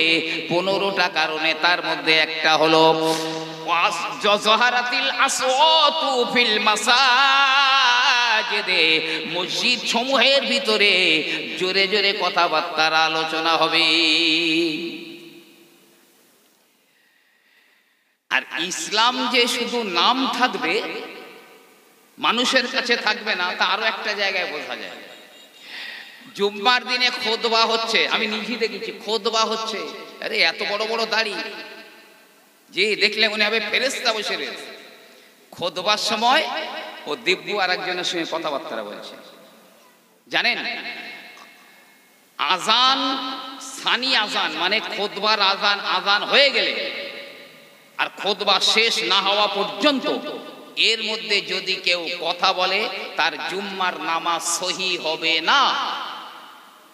যে একজনা ধরুন আপনার পাশে কথা বলছে, আপনি কথা বলেননি, শুধু আপনি বলেছেন এই চুপ কর, এ লোকটারও জুম্মার নামাজ হবে না, এরও জুম্মার নামাজ হবে না। খুতবা শুরু হয়ে গেছে, ও তাড়াহুড়ো করে এসে আল্লাহু আকবার, আছে ওর মধ্যে ইসলাম আছে। মশলা হলো, ধরেন আপনি 2 রাকাত নামাজের নিয়ত করে ফেলে দিয়েছেন, 1 রাকাত হয়ে গেছে আর 1 রাকাত বাকি আছে। ইমাম সাহেব খুতবা শুরু করে দিয়েছে, কি 4 রাকাত নামাজের নিয়ত করেছেন, জি 1 রাকাত হয়েছে, এখনো 3 রাকাত বাকি, খুতবা শুরু হয়ে গেছে, 2 রাকাতের পরে সালাম ফিরিয়ে দাও, 2 রাকাতে সালাম ফিরিয়ে দাও, আর নামাজ নেই। মসজিদে তো গল্প গাছা, হোড় হট্ট, জি কোনটা হয় না। বলবি আল্লাহ আমি এত আমল করেছিলাম দুনিয়ায়, তো কিচ্ছু নেই কেন, ও তো প্লাস মাইনাসে মাইনাস হয়ে গেছে। মসজিদে ওই দুনিয়াদারির কথাবার্তা বলার কারণে সব ধ্বংস হয়ে গেছে, কিচ্ছু নেই আরো আমল, জলাঞ্জলিতে চলে গেছে। মসজিদের মধ্যে আছে হেদায়েত আছে, আমি নিজে দেখেছি ভাই, ফেরেশতার মতো মসজিদে নামাজ পড়ছে। যে কি রমজান মাসে একটু বেশি দেখা যায়, রোজার মাসে বলেন আর অন্য মাসে বলেন, হুটপাট করে নামাজগুলো পড়ে। একদিন দেখি একজনা নামাজ পড়তে, স্যার মুরগি তবু একটু মাথা তোলে, তো ও বেয়াদব মোটে মাথা উঁচু করে না, গুটগাট করে মেলে দৌড়চ্ছে পাগলের মতন। বলি ওর বাড়ি কোনো বিপদ টপদ হলো নাকি? যে গিয়ে দেখি ইটের রাস্তা, ধুলোবালি, তাড়াতাড়ি সেই টুপি মাথায় দোকান বসে পড়েছে ইটের উপরে। কেন? বিশ্বকাপ খেলা হচ্ছে, টিভিতে খেলা দেখতেছে। ওই এতক্ষণ ফেরেশতার মতো বসেছিল। আছে ওর মধ্যে ইসলাম।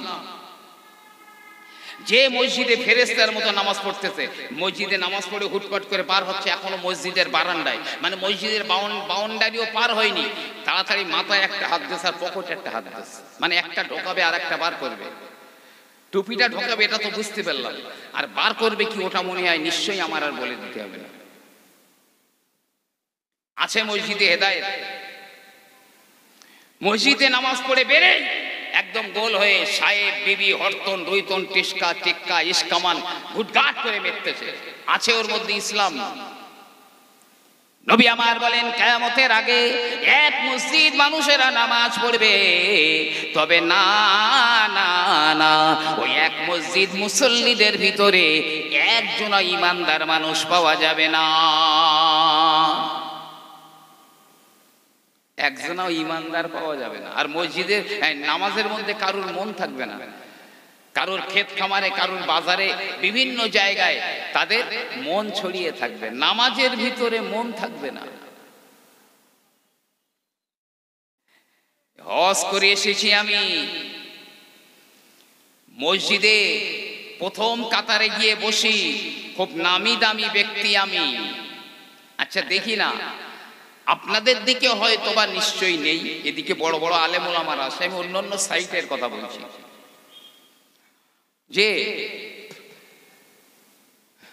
আমার নিজের সম্পত্তি আমি মেয়েদের হক ফাঁকি দিয়ে দিলাম, আমি ছেলেদের নামে সব লিখে দিয়েছি। আমি নিজে দেখেছি যারা নিজের মেয়েদের হক ফাঁকি দিয়ে ছেলেদের লিখে মরে গেছে, আমি তাদের কবর থেকে ডাইরেক্ট ধোঁয়া বার হতে দেখেছি, ধোঁয়া বার হতে দেখেছি। কোন ব্যক্তি তার সম্পত্তির 3 ভাগের 1 ভাগ ও যা ইচ্ছা তাই করতে পারে, যা ইচ্ছা, কিন্তু বাকি 3 ভাগের 2 ভাগ তার ওয়ারিসদের অধিকার, তুমি ওখানে হস্তক্ষেপ করতে পারো না। আল্লাহর নবী আল্লাহর হাবিব সাহাবাদের বললেন, ও আমার সাহাবারা, আইয়ুল মুফলিস, গরিব মানুষটাকে। কেউ বলে নাই আল্লাহর নবী যার টাকা পয়সা নাই, কেউ বলেন যার ঘর বাড়ি নাই, কেউ বললেন যার জমি জায়গা নাই। এমনি করে সাহাবারা গরিব মানুষের সংজ্ঞা দিতে আছেন। আল্লাহর নবী বললেন, লা লা লা, না না না, ও আমার সাহাবারা, ওরা গরিব মানুষ নয়।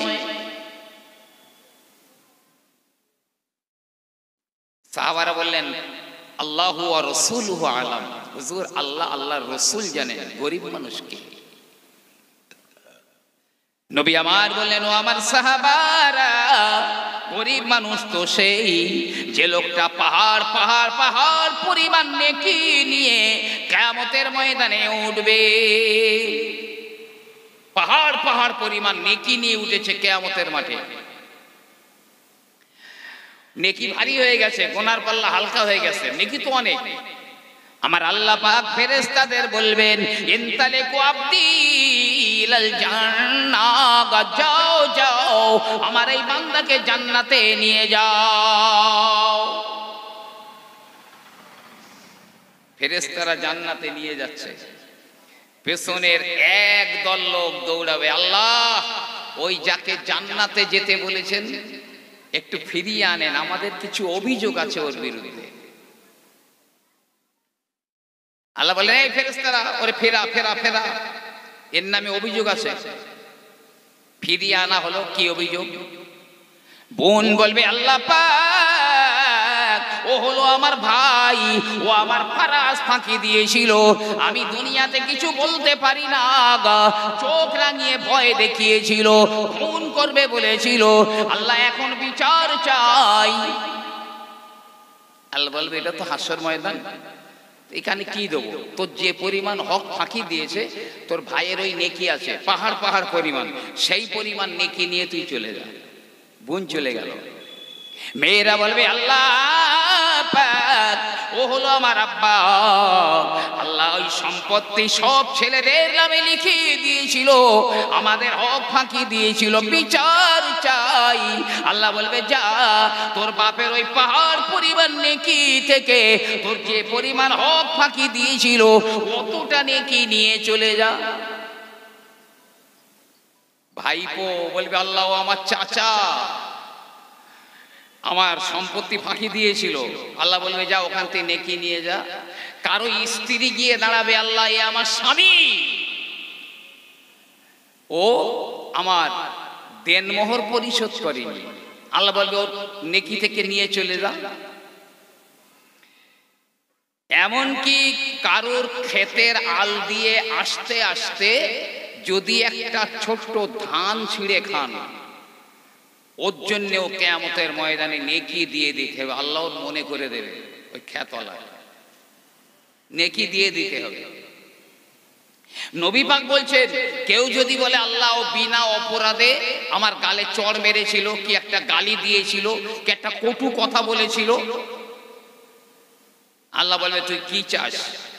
নবী পাক বলছে, ওই লোকটা যদি বলে আল্লাহ আমার বিনা অপরাধে গাল দিয়েছিল, কি কটু কথা বলেছিল, কি চড় মেরেছিল, কি মোটা মোটা নজরে তাকিয়েছিল, তার বিনিময়ে ওর সব নেকিগুলো আমি নিতে চাই। আল্লাহ বলবে, যা সব নিয়ে যাবে। তো একলাই সব নিয়ে যাবে।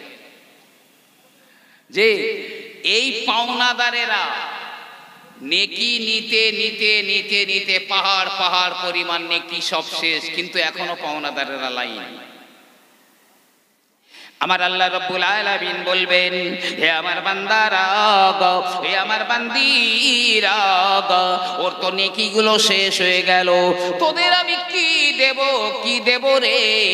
যা, যে পরিমাণ তোদের হক ফাঁকি দিয়েছিল ওই পরিমাণ তোদের গোনা ওর ঘাড়ে চাপিয়ে দে।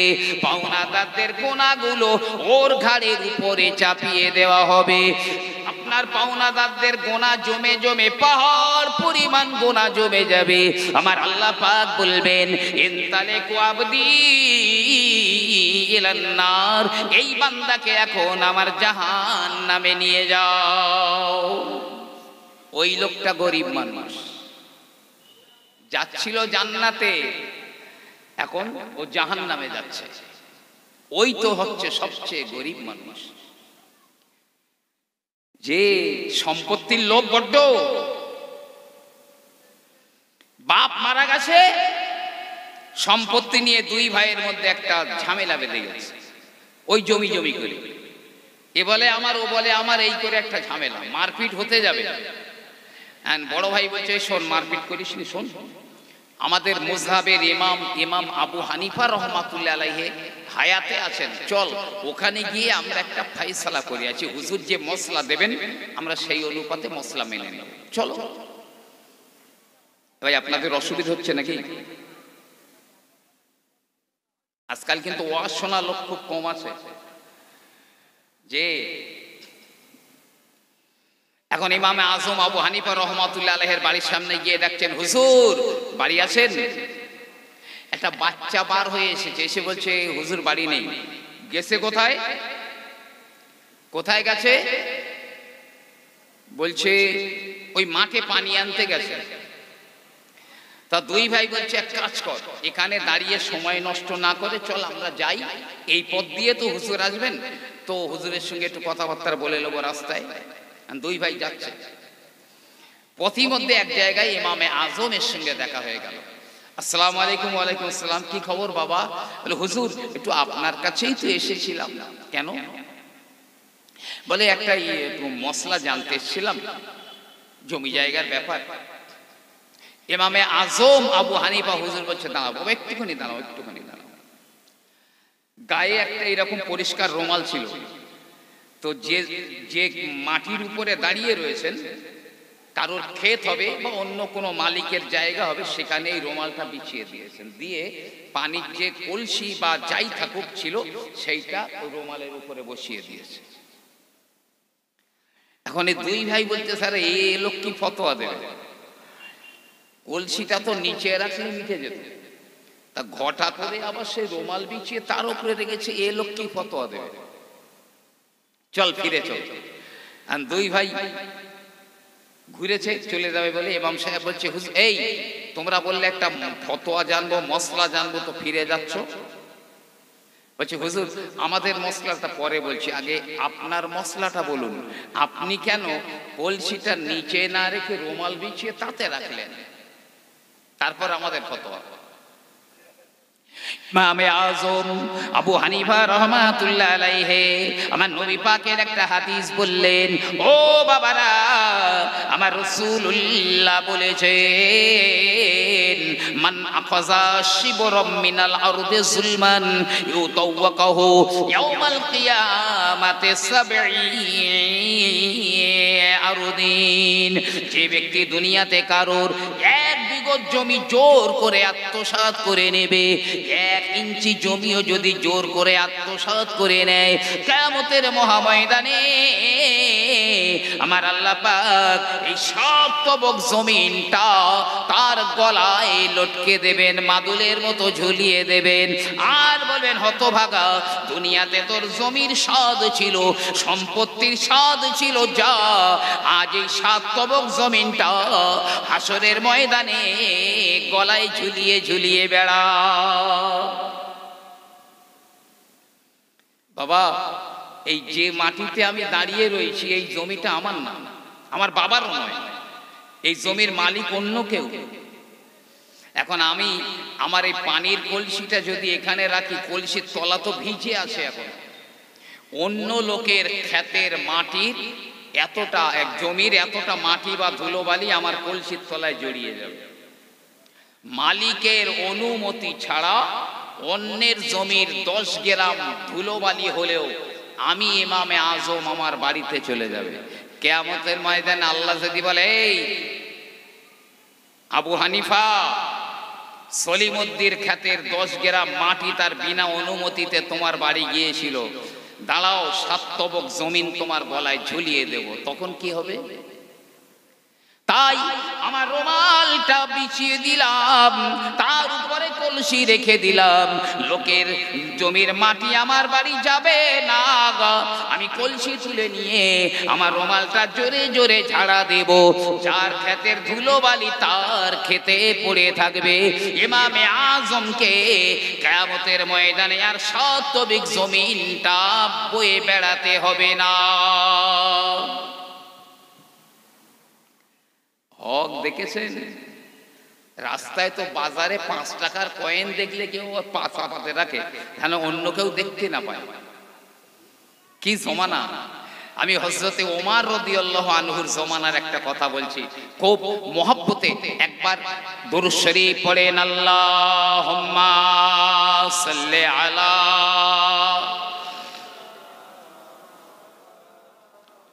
ওয়া আলা আলি सैयदना। क़यामत में हर शख्स परेशान रहेगा, क़यामत में हर शख्स परेशान रहेगा, हर एक शख्स रो रो कर मोहम्मद को पुकारेगा। अगर वो मुझे खबर ना ले तो कौन खबर ले, उम्मत के जो वो किश्ती है वो मोहम्मद के हवाले। अल्लाहुम्मा सल्ले अला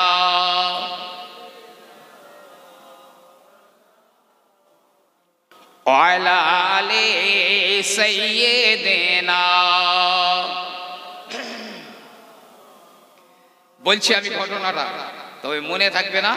আমি 5টা জায়গার নাম করেছিলাম, 3টে বলেছি, 2টো বাকি আছে। আলেমদের মজলিসে কোরআন তেলাওয়াত করার সময় মসজিদের ভিতরে 3টে বলেছি, আর 2টো বাকি আছে, একটু বলে দেই। 4 নম্বরে হচ্ছে খালফাল জানাজাতে, মুসলমানের লাশ খাটিয়ায় বয়ে নিয়ে যাওয়া হচ্ছে, ওই লাশের পিছনে যেতে যেতে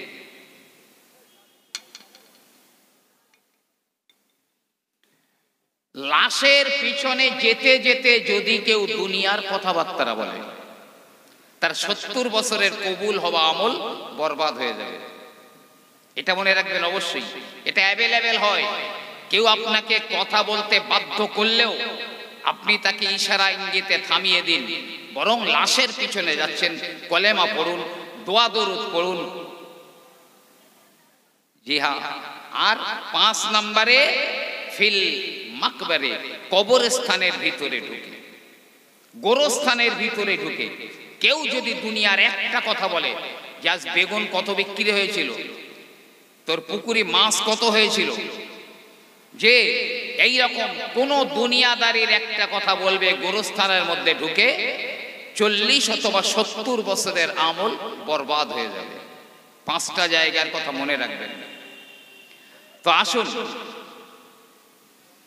হযরতে ওমর রাদিয়াল্লাহু তাআলা আনহুর জমানার আমি 2টো কথা বলছি। একজনা জমি বিক্রি করেছে, আর একজনা সেই জমিটা কিনে নিয়েছে। এখন যে জমিটা কিনেছে সে ওই জমিতে চাষ করবে, মাটি খুঁড়ছে, খুঁড়তে খুঁড়তে ওই জমিতে মাটির নিচে একটা হাঁড়িতে, ছোট একটা হাঁড়িতে 1 হাঁড়ি সোনার টাকা পেয়েছে। 1 হাঁড়ি সোনার টাকা পেয়েছে। এখন এই চিন্তা করছে, আমি তো অমুকের ক্ষেত কিনেছি, জমি কিনেছি, কিন্তু ওর মাটির নিচে এই গুপ্ত ধন তো আমি কিনিনি, অতএব এ সোনা আমার অধিকার নয়, যার জমি ছিল এটা তার অধিকার।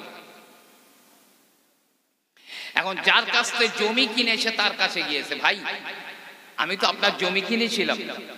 বলে হ্যাঁ, তো আপনার জমির নিচে গুপ্ত ধন পেয়েছি, সোনার মোহর পেয়েছি, এটা তো আমার হতে পারে না, এর আপনারই অধিকার, এই নিন আপনার সেই জমির নিচে পেয়েছেন। ও বলছে ভাই আমি জমি যখন বিক্রি করেছি তো সেই পাতাল পর্যন্ত আমার নেই, সব সময় আমি ও টাকা নিতে পারবো না, তোমার অধিকার। আর এ বলছে না আমি তোমার জমি কিনেছি তো জমির ভিতরের গুপ্ত ধন আমি কিনিনি, তোমার অধিকার, কেউ নিতে চাইছে না। বিশাল একটা অশান্তির সৃষ্টি হলো।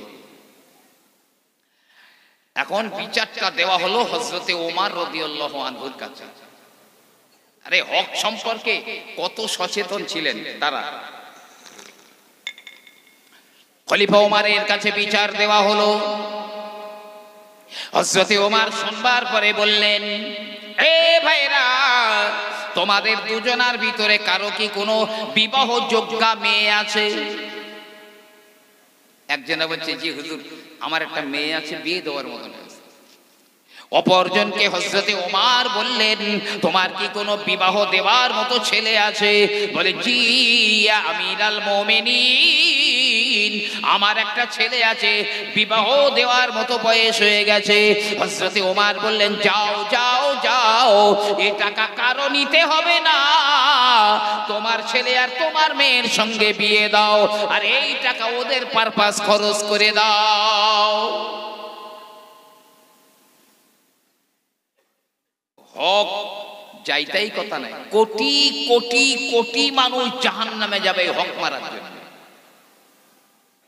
হযরতে ওমর রাদিয়াল্লাহু তাআলা আনহু, এই ওই টসটা মারছে কে সেই দোকান থেকে?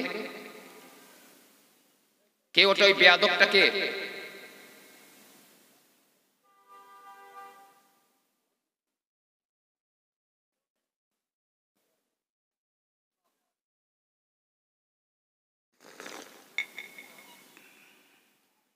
শুনুন, খলিফা ওমর রাতের বেলায় সরকারি আলো জ্বালিয়ে, প্রদীপ জ্বালিয়ে সরকারি কাজ করছেন। যে ইতিমধ্যে হযরতে আলী রাদিয়াল্লাহু তাআলা আনহু এসে বাইরে থেকে ডাকছেন, ইয়া আমিরাল মুমিনিন, কে কে? বলছে আমি তো আলী এসেছি, আপনার সঙ্গে একটু দেখা করব। হযরতে ওমর বললেন, সেটা কি সরকারি কাজের জন্য দেখা করবেন নাকি আপনার ব্যক্তিগতভাবে দেখা করবেন? হযরত আলী বললেন, আমি আমার ব্যক্তিগতভাবেই এসেছি, আপনার সঙ্গে দেখা করব, কোনো সরকারি ব্যাপার নয়। ঠিক আছে, আসুন। যেই হযরতে আলী ঘরের ভিতরে ঢুকে গেলেন, হযরতে ওমর বাতিটা নিভিয়ে দিলেন, বাতি নিভিয়ে দিলেন। হযরত আলী বলছে, এ আপনার কেমন ব্যবহার? আরে মেহমান আসলে তো আলো জ্বালায়, আর আপনি আলো নিভিয়ে দিলেন। খলিফা ওমর রাদিয়াল্লাহু তাআলা আনহু বললেন, হে আলী, আমি সরকারি টাকার বাতি জ্বালিয়ে, তেলের বাতি জ্বালিয়ে আমি সরকারি কাজগুলো করছিলাম, কিন্তু তুমি তো এসেছো আমার সঙ্গে ব্যক্তিগতভাবে কথা বলবে, তাই তখন সরকারি বাতি জ্বলতে পারে না, কারণ আমি যদি সরকারি আলোয় তোমার সঙ্গে ব্যক্তিগতভাবে দেখা করি, কথা বলি, জনগণের হক মারার কৈফিয়ত দিতে হবে, তাই সরকারি টাকার তেলের বাতি আমি নিভিয়ে দিয়েছি। এখন সরকারি মাল মানে জনগণের মাল মানেই তো নিজের মায়ের দুধের চাইতেও পবিত্র মনে হয়, মাতৃদুগ্ধের চেয়েও পবিত্র মনে করেন অনেকে। তবে এর চরম মূল্য একদিন দিতেই হবে। আসুন, আমি বলতে চাচ্ছিলাম, মসজিদ সুন্দর হবে, মসজিদে হেদায়েত থাকবে না। জোরে জোরে মসজিদে কথাবার্তা হবে। মসজিদের কত গুরুত্ব জানেন? এই মসজিদের মোতাওয়াল্লি বলেন, সেক্রেটারি বলেন, দাতা বলেন, যারা মসজিদের সহযোগিতা করেন,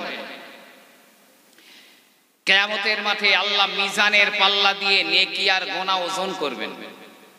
এখন হাদিস পাকে এসেছে, একজন মানুষের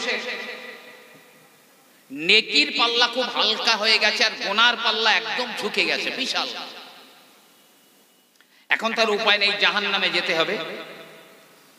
যেই ওই ব্যক্তির নেকির পাল্লা হালকার গুনার পাল্লা ঝুঁকে গেছে, সঙ্গে সঙ্গে তার মিজানের পাল্লার ধারে একটা মসজিদ গিয়ে বসে পড়বে। বলুন না সুবহানাল্লাহ। তার নেকির পাল্লার ধারে একটা মসজিদ চলে যাবে। মসজিদের ভিতর থেকে আওয়াজ হবে, এই ব্যক্তি এই মসজিদের দেখাশোনা করত, এই ব্যক্তি এই মসজিদের দান করত, এই ব্যক্তি এই মসজিদের সেক্রেটারি বা মুতাওয়াল্লি ছিল গো। সঙ্গে সঙ্গে ওই মসজিদের ভিতর থেকে এক মুঠো মাটি ওর নেকির পাল্লায় পড়ে যাবে। এক মুঠো মাটি, মসজিদের এক মুঠো মাটি ওর নেকির পাল্লায় পড়ে যাবে। যেই পড়বে ওর নেকির পাল্লাটা সঁ করে ঝুলে যাবে, গুনার পাল্লা হালকা হয়ে যাবে। জোরে বলুন না সুবহানাল্লাহ। আল্লাহ বলবে যাও একে জান্নাতে নিয়ে যাও। বেঁচে গেল শুধু একটা মসজিদের খিদমত করত বলে। যে কিন্তু এখন আমাদের কপাল ফাটা হতভাগা বেঈমানদের লাঠিয়ার ঝাঁটা খাচ্ছি তো এই কারণে। নবী আমার বললেন আল মসজিদু জুজুম মিনাল কাবা। দুনিয়ার মসজিদগুলো হলো খানায়ে কাবার শাখা, কাবার শাখা। যে কিভাবে হলো? মক্কা শরীফ থেকে একটা কিতাব আনিয়েছিলাম, তারিখুল হারামাইন শরীফাইন, আরবিতে লেখা। তখন আকাশ, জমিন, পানি, হাওয়া, গাছপালা কিছুই হয়নি। আমার আল্লাহ পাক ফেরেশতাদের বললেন, এই ফেরেশতারা জান্নাত থেকে পাথর নিয়ে পৃথিবীর নাভিস্থলে মানে পৃথিবীর একেবারে মিডিলে একটা ঘর বানিয়ে দাও। ফেরেশতারা জান্নাতি পাথর নিয়ে পৃথিবীর মিডিলে শূন্যের উপরে একটা ঘর বানিয়ে দিল। শূন্যের উপরে একটা ঘর বানালো। কোরআন পাকে আমার আল্লাহ পাক বললেন, ইন্না আউওয়ালা বাইতিন উদিআ লিন-নাসি লাল্লাযী বিবাক্কাতা মুবারাকা। আমার আল্লাহ পাক পৃথিবীর বুকে প্রথম ঘর বানিয়েছিলেন বাক্কা তথা মক্কা মুকাররমায়। এবারে আল্লাহ কি করলেন? আরশে আজিমের নিচে একটা মারওয়ারির পাথর তৈরি করলেন। আল্লাহ পাক হুকুম দিলেন, এই পাথর বিস্তার হয়ে যাও। পাথর বিস্তার হয়ে গেল। এখন আল্লাহ পাক ওই পাথরের দিকে ভয়াল দৃষ্টিতে তাকালেন, কুদরতি নজরে তাকালেন। পাথর আল্লাহর ভয়ে গলে পানি হয়ে গেল। পৃথিবীতে শুধু পানি, পানি আর পানি হয়ে গেল। আমার আল্লাহ পাক বললেন, এ পানি ঢেউ উঠাও। আল্লাহ হাওয়া দিয়ে হুকুম দিলেন, ঢেউ উঠাও।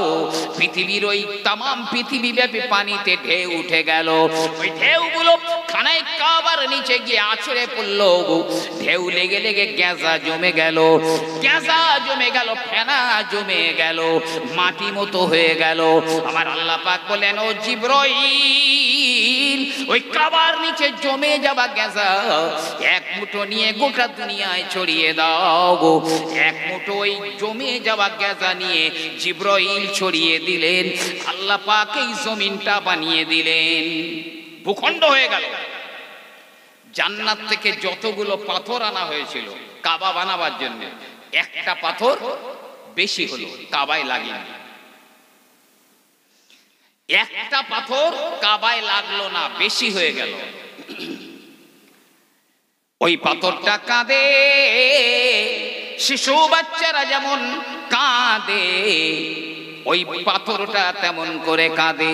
আমার আল্লাহ বললেন, জিবরাইল, ওই পাথর কেন কাঁদে? যাও ওকে জিজ্ঞাসা করো। জিবরাইল আমিন বলেন, এই পাথর তোর কান্নার কারণটা কি একবার বল, কাঁদিস কেন?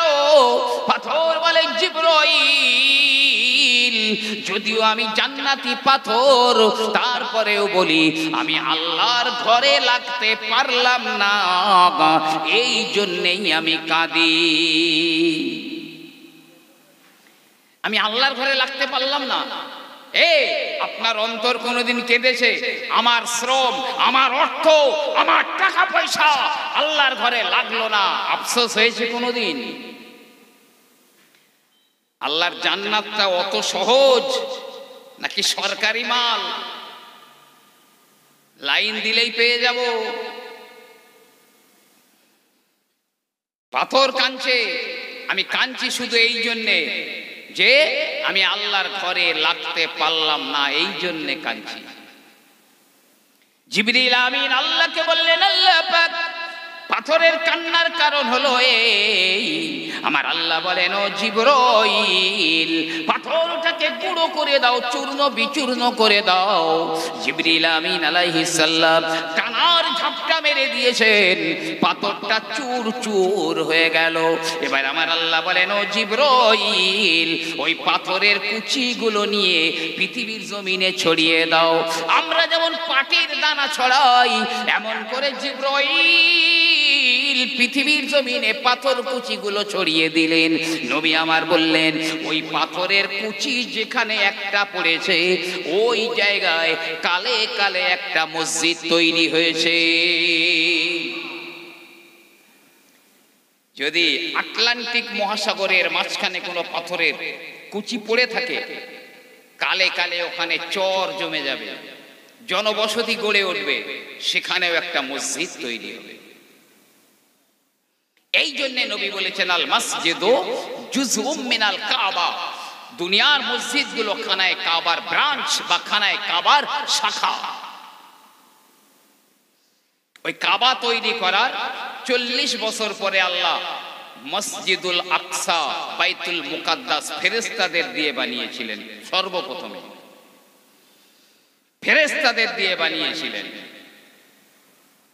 ইসরাইল হয়তো কিছু রক্ত নিতে পারবে, কিছু প্রাণ নিতে পারবে হয়তো, তবে সেটা আমার আল্লাহর হুকুমে, ওরা পারবে না।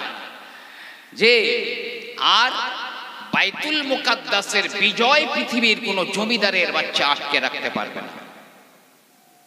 মনে রেখে দেন কথাটা অবশ্যই। এই মসজিদ হলো খানায়ে কাবার শাখা বা ব্রাঞ্চ। আল্লাহ আল্লামা রুহুল আমিন রহমাতুল্লাহ আলাইহি তার একটা কথা বলবো, তবে তার আগে একটা কথা বলি শোনেন। নবীর একটা হাদিস শোনাই। আল্লাহর নবী বললেন, লা দীনা লিমান লা সালাতা লাহু।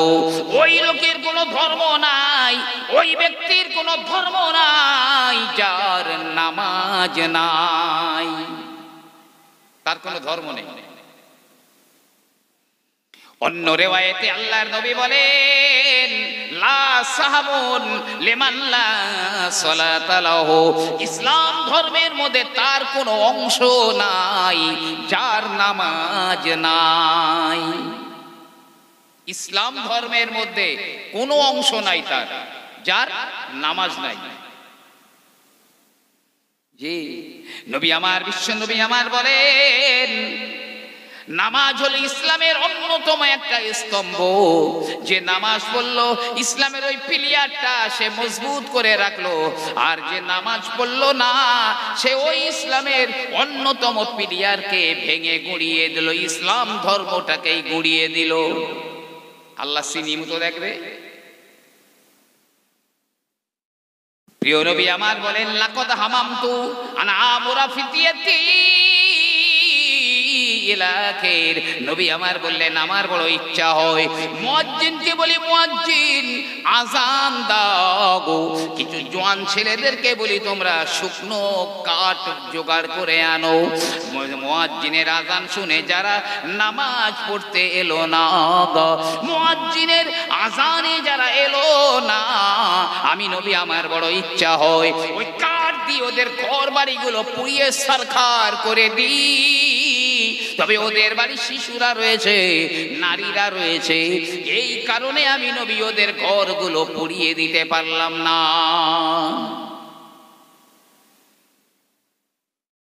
সবচেয়ে বড় কথা, এর পরেও যদি, আমি একটা কথা বলছি, এর পরেও যদি কারো চোখ না খোলে, তাহলে মনে রাখবেন এর জন্য আর কোনো কোম্পানি দায়ী নয়। একজন ব্যক্তি, আমি একটা উর্দু বই পড়েছিলাম, হেকা এতু কা গল দস্তা, বইটার নাম, উর্দুতে লেখা। এক ব্যক্তি উটের উপরে চেপে বাড়ি থেকে বার হয়েছে, ধরেন পলিরহাট পর্যন্ত গিয়েছে, আমি একটা বুঝবার জন্য বলছি। তো ওখানে গিয়ে আর একটা লোকের সঙ্গে দেখা হলো। তো ওই লোকটা বলছে, ভাই যাচ্ছ কোথায়, কোথায় যাবে? তো বলছে, ভাই আমি একটু বগদাদ শরীফে যাব, বগদাদ শরীফে। তো বলছে, আরে আমিও তো যাব বগদাদে। ভাই তুমি বগদাদে যাচ্ছ, তো আমিও তো যাব। তা তুমি যদি হুকুম দাও, অনুমতি দাও, তাহলে আমি একটু তোমার সঙ্গে যেতে পারি। এই লোকটা বলছে, ভাই তোমার তো উট আছে, তুই তার আমার ঘাড়ে বসে যাবি নি, বরং চল দুজনা একসঙ্গে একটু কথা বলতে বলতে যাবো, পথ আগিয়ে যাবে, কষ্ট কম হবে, চল যাই। এখন এই দুজনায় যাচ্ছে, দুজনা যাচ্ছে, একদিন পার হয়ে গেছে, একদিন, মানে একদিন যাওয়ার পরে ওই দ্বিতীয় লোকটা বলছে, ভাই আমি আর তোর সঙ্গে যাব না। কেন যাবি নি? আমি কি করেছি তোর? বলছে, তুই আমার চিনতে পেরেছিস ভাই? বলছে, না তো। বলছে, আমি হচ্ছি ইবলিস। ও তুই ইবলিস? হ্যাঁ। তা তুই বললি ভাই আমার একটু সঙ্গে নাও, তোকে সঙ্গে নিলাম, তা আমি কি অপরাধ করেছি তুই আমার সঙ্গে যাবি না? ইবলিস বলে, ভাই শোন, আমি আমার আল্লাহ রাব্বুল আলামিনের 6 অথবা 7 লক্ষ বছর আমি ইবাদত করেছিলাম। 6 থেকে 7 লক্ষ বছর, প্রতি আসমানে আসমানে 1000 বছর করে ইবাদত করেছিল। আল্লাহ খুশি হয়ে তার আরশে আজিমের কাছে নিয়ে গিয়েছিল। ফেরেশতাদের মুআল্লিম বানিয়ে দিয়েছিলেন আল্লাহ। জান্নাতের ভিতরে ইবলিসের জন্য নূরের মেম্বার তৈরি হতো, ওয়াজ করতো, আর ফেরেশতারা শ্রোতা হয়ে শুনতো। ইবলিস শয়তান বলে, ভাই রে 6 অথবা 7 লক্ষ বছর আমি আল্লাহ পাকের ইবাদত বন্দেগী করেছিলাম, কিন্তু না না না, আল্লাহর হুকুমের একটা সাজদা আমি দিই না। আল্লাহ বলেছিলেন, উসজুদু লি আদম, আদমকে সামনে রেখে সাজদা দাও। तमाम ফেরেশতারা সাজদা করে দিয়েছিল, কিন্তু আমি একা সাজদা দেইনি। আল্লাহর হুকুমের একটা সাজদা না দেওয়ার কারণে আমার 6 অথবা 7 লক্ষ বছরের ইবাদত বরবাদ হয়ে গেল। আমি লানত প্রাপ্ত মালউন হয়ে গেলাম, আমি মারদুদ শয়তান জাহান্নামী হয়ে গেলাম, একটা আল্লাহর হুকুমের সাজদা না দেওয়ার জন্য। আর তোর সঙ্গে যে ভাই আমি এই একদিন থাকলাম, তা তোর উপরে আল্লাহ 5 ওয়াক্তের নামাজ ফরজ করে দিয়েছেন। সুন্নত নামাজগুলো ছেড়ে দেন, এখন নফল নামাজগুলো ছেড়ে দেন, বেতেরের নামাজ এখন ছেড়ে দেন, এখন ছেড়ে দেন আপাতত। ফজরে 2 রাকাত ফরজ, জোহরে 4 রাকাত ফরজ, আসরে 4 রাকাত, মাগরিবে 3 রাকাত, এশায় 4 রাকাত। এই ফরজ নামাজগুলোই একদিনে তুই 34টা আল্লাহর হুকুমের সাজদা দিসনি। তুই একদিনে আল্লাহর হুকুমের 34টা সাজদা দিসনি। তা আমি 6-7 লক্ষ বছর ইবাদত করার পর একটা না দিয়ে যদি আমার ঘাড়ে এই গজব আর বাস পড়ে, তা তুই একদিনে 34টা দিসনি, না জানি তোর ঘাড়ে আল্লাহ কি রকম গজব দেবেন। বলে, ভাই আমি যদি এখন তোর সঙ্গে যাই আর আল্লাহ যদি সেই গজবের বোমা তোর ঘাড়ে ফেলে, তা তুই তো যাবি খানে খারাপে, আর তোর পাশে থাকবার জন্য আমি একবার গিয়েছিলাম, আবার ফের আর একবার ধ্বংস হয়ে যাব। ইন্নী আখাফুল্লাহ, আমি আল্লাহকে ভয় করি। ভাই তুই যে, আমি তোর সঙ্গে যাব না, তুই আলাদা, আমি অন্য পথ দিয়ে যাচ্ছি। বেনামাজির আশেপাশে ইবলিস শয়তান পর্যন্ত থাকতে ভয় পায়। জি হ্যাঁ, ইবলিসকে যখন আমার আল্লাহ রাব্বুল আলামিন জমিনে নামিয়ে দিয়েছিলেন, আল্লামা রুহুল আমিন রাহমাতুল্লাহি আলাইহি এক পারার প্রথম পারার তাফসীরের মধ্যে লেখেন, ওই আয়াতের ওয়াইজ কুলনা লিল মালাইকাতি ইসজুদু লিআদম, এই আয়াতের ব্যাখ্যায় হুজুর লেখেন, ইবলিস যখন জমিনের উপরে পড়ে গেল, ইবলিস আল্লাহকে বলেছিল, আল্লাহ পাক তুমি তো আমাকে জমিনে নামিয়ে দিয়েছো, আল্লাহ গো আমার একটা ঘর দাও গো, আমার একটা ঘর দাও গো, আমার একটা ধর্মসভা দাও গো। ইবলিস যখন বলল, আল্লাহ পাক বললেন, রাস্তার সঙ্গম স্থল, এক জায়গায় 3 মাথা 4 মাথা, মানে একটা রাস্তা আর একটা রাস্তায় গিয়ে জুড়ে গিয়েছে, এই রাস্তার সঙ্গম স্থানটা হলো তোর ঘর, আর গোসলখানা হাম্মামখানা এটা হলো তোর ঘর। এই দুটো জায়গা মনে রাখুন। ইবলিস শয়তানের ঘর হলো ওই যেখানে এক রাস্তার সঙ্গে আর একটা রাস্তা জুড়ে গেছে, চৌমাথা তেমাথা শয়তানের থাকবার ঘর, আর হাম্মামখানা গোসলখানা। ইবলিস বল, আল্লাহ আমার একটা মসজিদ আর ধর্মসভা দাও। আল্লাহ পাক বললেন, বাজার হলো তোর মসজিদ আর বাজার হলো তোর ধর্মসভা। দুনিয়ার সবচাইতে নবী পাক বলছেন ভালো জায়গা হলো মসজিদ, নিকৃষ্ট জায়গা হলো বাজার। কাজ মিটে গেল, চলে যাও। যে দোয়া পড়ার কথা আছে দোয়া বলো, পাহাড় পাহাড় পরিমাণ বাজার থেকে নেকি বাড়ি নিয়ে যেতে পারবে। শুধু বাজার সওদা নয়, পাহাড় পাহাড় পরিমাণ নেকিও নিয়ে যেতে পারবে। তাহলে ইবলিসের মসজিদ আর ধর্মসভা হলো বাজার। এখন কোন মানুষ মসজিদে যাবে, ধর্মসভায় আসবে, ধর্মসভায় টাকা পয়সা দিয়ে ধর্মসভা করবে, ইবলিস চায়? হারগিজ চায় না। ইবলিস বলে, ওরে ওই আদমের জন্য আমি শয়তান হয়েছি, আমি আর আমার সঙ্গীরা জাহান্নামে যাব, আর আদম আর আদমের সন্তানেরা জাহান্নামে যাবে। এমন কাজ করাবো জান্নাতে যাওয়ার কপালে মাথায় উঠে যাবে, আমার সঙ্গে জাহান্নামে নিয়ে যাব। এই জন্যই তো বলে ধর্মসভা দিয়ে কি হবে, ওতে টাকা দিতে পারবো না, 17 দলের খেলা দে দোয়ান। আমি নিজেই জানি, আমি